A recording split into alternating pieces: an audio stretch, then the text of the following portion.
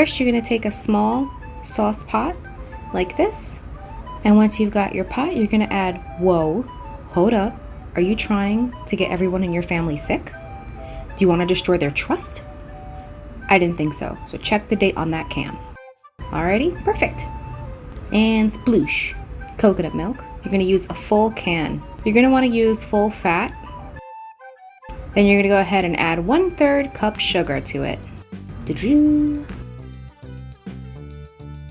You're going to set your temp to medium temperature. And if your stove is anything like mine, you're going to watch it burn out a little bit. I know you're angry, it's okay. You're going to go ahead and put your pot back and you're going to stir your mixture just to incorporate all the sugar. And you're going to bring this to a boil. This isn't a recipe you can set and forget, so make sure you're constantly watching it and you're waiting for it to boil. It will boil over. I speak from experience. And whoo, there we are. It is boiling. Once your mixture comes to a boil, you're going to go ahead and set it for low, and it's going to go ahead and simmer now. You need to stir it every 5 minutes. Yes, every 5 minutes. Set a timer, set the oven timer. That's what I did. Every 5 minutes, you're going to want to stir your mixture. This is what it'll look like when it starts to simmer. You're going to want to keep it consistently at that speed. Once you start to stir it and check on it, you'll start to notice that it does reduce a lot and it'll start to look more like it's boiling, but this is normal. Don't panic. It's looking good, looking promising.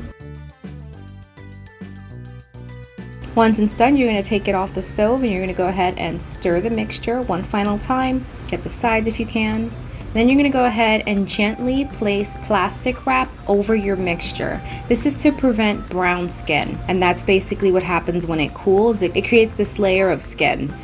You just want it to kiss the plastic like that. All right, so now we're going to set it off to an area to cool, and then once it's done, look at that. See? Not too hard, so it came off perfect. We didn't lose much of it. And ta-da! Vegan condensed milk. Go ahead and grab your mason jar to put it in. You're going to put it in an airtight container. You don't have to use a mason jar, but I did. And you're going to pour that beautiful mixture in. Wait until it's done cooling and then you can add your flavor. This is to prevent the flavor from burning off, and so it'll give you that rich taste that you're looking for. Like, let's say if you add vanilla extract, you're going to want to taste that vanilla, so I would wait until it is done cooling to add this. In an airtight container, this will keep for 10 days, and you can use this for a lot of different things. You can put it in your coffee, you can use it for baking recipes.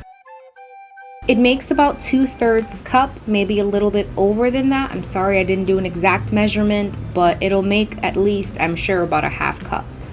If you need more, you can double the recipe.